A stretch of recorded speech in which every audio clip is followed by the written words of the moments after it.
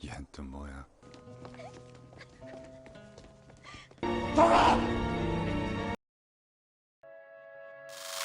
Kali ini Mimin akan membahas film yang berjudul Scarlet Innocent. Scarlet Innocent merupakan film drama thriller asal Korea Selatan yang dirilis perdana pada 2014. Kisahnya terinspirasi dari cerita rakyat Korea Selatan Sim Cheongga yang dikisahkan ulang dengan latar kehidupan modern. Scene diawali di mana pria bernama Hakyu turun dari bus. Ia merupakan seorang profesor di Universitas Seoul, namun dikeluarkan karena terlibat skandal seksual dengan mahasiswinya. Kemudian ia dihukum dengan mengajar di suatu pedesaan kecil. Dia terlihat muak dengan desa kecil itu, karena dihuni oleh sebagian besar orang lanjut usia. Di depan toko ia bertemu dengan seorang gadis bernama Esom. Mereka saling melihat tanpa ada rasa ketertarikan satu sama lain. 얜 또 뭐야? Hakyu mengajari cara menulis novel kepada para orang tua di suatu kelas. Di sisi lain Esom memiliki seorang ibu yang tunarungu dan tidak bisa berbicara. Ibunya menyarankan agar Esom segera menikah. Keesokan paginya Hakyu dan Esom kembali bertemu. Mereka bertemu di taman hiburan yang kecil dan akan dirobohkan. Kebetulan Esom ini bekerja sebagai penjaga tiket di taman ria itu. Di sini Hakyu menjelaskan pekerjaannya sebagai profesor di bidang literatur kelas menulis. Lalu Esom terlihat tertarik. Hari selanjutnya Esom langsung bergabung dengan kelasnya Hakyu yang diisi oleh para orang tua. Terlihat di sini Esom mulai tertarik dengannya. Selepas pulang dari kelas menulis, Hakyu dan muridnya termasuk Esom minum-minum bersama. Esom dibercandain oleh yang lain karena kemarin abis melakukan kencan buta dengan pria yang bekerja di perusahaan mobil, yang tentu saja Esom tidak tertarik dengannya. Kemudian Hakyu dan Esom pamit pulang duluan. Di perjalanan pulang mereka berjalan bersama-sama. Hakyu menunjukkan kos-kosannya, kemudian masuk ke dalam. Di dalam kosannya sudah tersaji makanan dan minuman yang disediakan oleh ibu kos. Esom yang sudah mulai tertarik dengan Hakyu mengintipnya dari jendela. Scene berpindah saat Hakyu teleponan dengan teman kerjanya di Seoul. Ternyata Hakyu ini merupakan korban salah tuduh, di mana bukan dia yang bersalah atas kasus yang menimpanya. Tibalah di malam hari saat Esom tertidur, dia bermimpi beradu jigong dengan Hakyu sampai keluar air ileran di bantalnya. Di suatu sore yang indah, di saat Esom menutup taman bermain tempat ia bekerja, ia kembali bertemu dengan Hakyu. Esom mengatakan bahwa kalau Hakyu terlihat kesepian, dan biasanya kalau seseorang kesepian ia akan bermain di wahana taman bermain itu. Kemudian Esom meminta minuman dari Hakyu dan ia langsung tersedak karena rasanya pahit.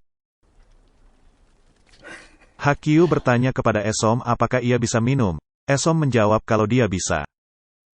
Malam harinya Hakyu kemudian mengajak Esom minum. Di sini Esom bertanya kenapa Hakyu bisa sampai ke tempat seperti ini.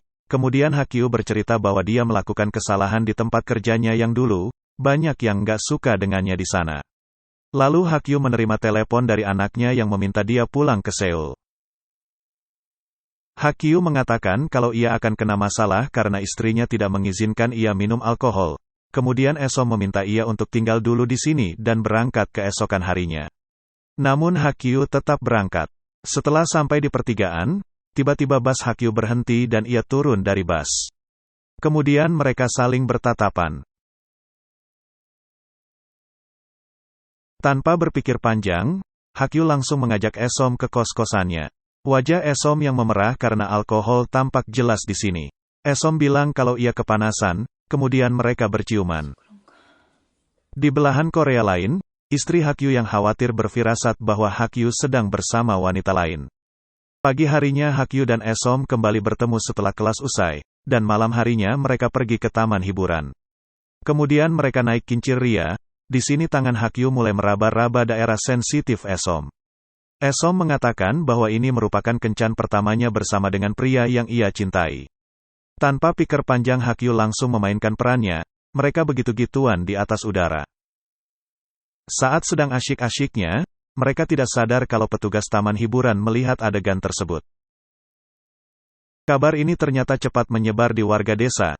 Tanpa disadari ibunya Esom yang tunarungu mengetahui yang mereka katakan terhadap anaknya. Ia pun terlihat sedih. Keesokan harinya mereka pun terus berkencan.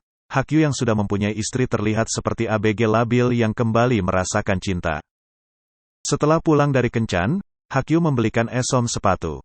Esom kemudian mengunboxing sepatu itu lalu memakaikannya ke kakinya.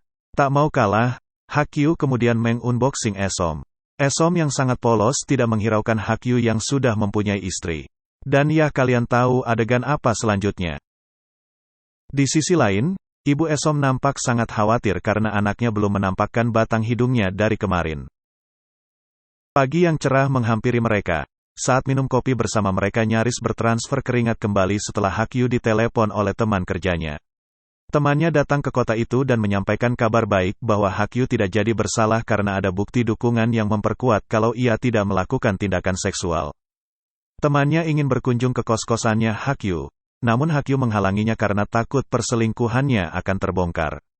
Di sisi lain, Esom yang sudah menyiapkan makanan untuk bertiga nampak lelah menunggu. Keesokan paginya Esom yang melihat makannya dibuang oleh Hakyu nampak sedikit kesal. Kekesalannya itu bertambah saat ia mengetahui jika Hakyu akan kembali ke Seoul dan sudah selesai mengajar di desanya itu. Kemudian Esom mengatakan bahwa dia hamil. Hakyu yang kaget langsung mengajak dia ke bidan dan berjanji akan menghubunginya lagi setelah ia sampai di Seoul.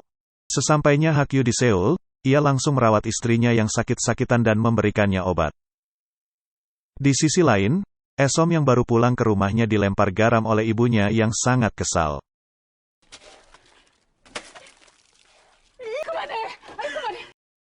Setelah sekian lama, Esom yang sedang memasak ikan di dapur dikunjungi oleh Hakyu. Esom nampak sangat senang, namun kesenangan itu sirna saat Hakyu memberikan uang dan meminta Esom untuk melakukan aborsi. Esom nampak terpukul di sini karena Esom sangat mencintai Hakyu. Bak jatuh di timpa tangga. Tiba-tiba rumah Esom dibakar oleh api karena ia lupa mematikan kompornya. Ibunya yang sedang tertidur di dalam terjebak dan tidak bisa keluar. Esom kemudian masuk ke dalam kobaran api untuk membantu ibunya. Hakyu yang panik langsung pulang ke Seoul dan menenggak minumannya. Saat ia dan anaknya membuka kamar istrinya, mereka sangat kaget karena melihat istrinya meninggal karena depresi. 8 tahun berlalu sejak kejadian tragis tersebut. Buku yang dijual oleh Profesor Hakyu makin laris terjual, dan kehidupannya semakin mapan. Dalam dunia foya-foyan ia semakin liar dan gelap dalam menjalani hidup, mulai dari berjudi hingga berselingkuh. Anaknya yang tumbuh cantik juga sedikit membangkang dengan Hakyu. Akibat dari semua perbuatannya pun mulai dirasakannya. Hakyu mengalami masalah penglihatan akibat dari minum-minum, merokok, dan menulis buku yang memperburuk komplikasi serta diabetes yang dialaminya. Saat penglihatannya sudah makin parah, tiba-tiba ada seseorang yang mengetuk pintu apartemennya. Orang itu tidak lain dan tidak bukan adalah Esom. Esom di sini ternyata berteman dengan anaknya yang tidak mendapatkan kasih sayang yang cukup dari Hakyu. Hakyu tidak menyadari bahwa itu Esom karena penglihatannya yang kabur. Nampak Esom merencanakan sesuatu di sini. Esom semakin mendekati keluarganya Hakyu, mulai dari mengantarkannya berobat hingga merayakan ulang tahun anaknya. Nampaknya anaknya Hakyu tidak senang saat ayahnya dekat dengan Esom. Hakyu yang tidak memiliki biaya pengobatan dan stres akan penyakitnya kemudian mengajak Esom berjudi. Pada awalnya mereka menang, tapi setelah bertaruh banyak uang akhirnya mereka kalah sampai Hakyu harus berhutang ke bank. Esom menyuapi anaknya Hakyu makanan dan anaknya bilang bahwa dia seperti ibunya yang sudah meninggal, tapi ia tidak ingin Esom menjadi ibu angkatnya. Scene berpindah saat Esom membersihkan kumis Hakyu, kemudian mereka mantap kuadrat. Suatu hari Hakyu didatangi oleh penagih hutang itu merayu anaknya Hakyu. Sampai anaknya Hakyu tidak berani pulang ke rumahnya dan menceritakannya ke Esom. Penagih hutang menghajar Hakyu sampai babak belur dan memintanya secara paksa untuk menandatangani perjanjian untuk menjual anaknya menjadi pelayan lelaki hidung belang di Jepang. Tidak lain ini adalah ulah Esom yang berencana membalas dendam perbuatan Hakyu di masa lalu. Setelah diberitahu oleh penagih hutang, anaknya Hakyu baru menyadari otak dari semua ini adalah Esom, mantan pacar ayahnya. 6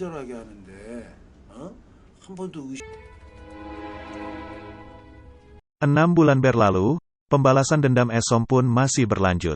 Saat memasak kimchi, Esom menaburkan abu rokok ke dalam makanannya dan ia pun mengakui bahwa ia adalah mantan pacarnya Hakyu yang terhianati, seorang gadis lugu yang tidak tahu apa-apa dan telah kehilangan jabang bayi dan ibunya akibat perbuatan Hakyu. Esom pun merasa puas karena merasa bahwa balas dendamnya sudah tersalurkan. Di suatu musim dingin yang menusuk, Esom dan Hakyu sedang berjalan-jalan di luar rumah. Tiba-tiba datang anaknya Hakyu, mereka pun kaget dan Hakyu nampak senang sedangkan Esom terlihat kebingungan. Karena Esom mengira anaknya itu sudah meninggal. 다시 오니까 좋다. Kemudian Esom menemui penagih hutang yang merupakan temannya dan meminta pertanggungjawaban kenapa anaknya Hakyu bisa bebas. Penagih hutang itu mengatakan bahwa ia sudah selesai dengan Esom, dan saat ini ia harus bertarung sendiri. Kemudian penagih hutang memberi hormat kepada seorang kakek-kakek Jepang.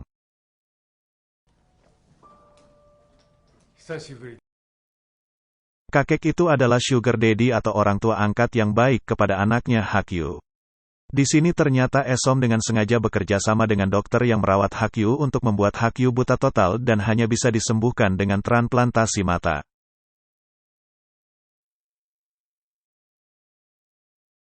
Anaknya Hakyu balas dendam kepada Esom dengan menggunakan matanya Esom untuk mengganti mata Hakyu.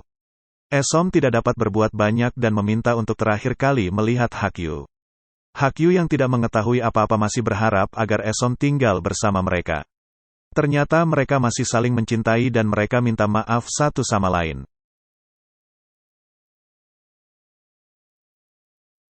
Namun apa dikata, nasi sudah menjadi bubur.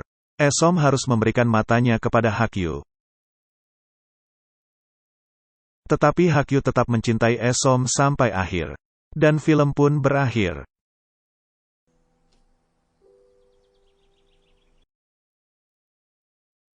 Ending yang sangat membagongkan ya guys, hahaha.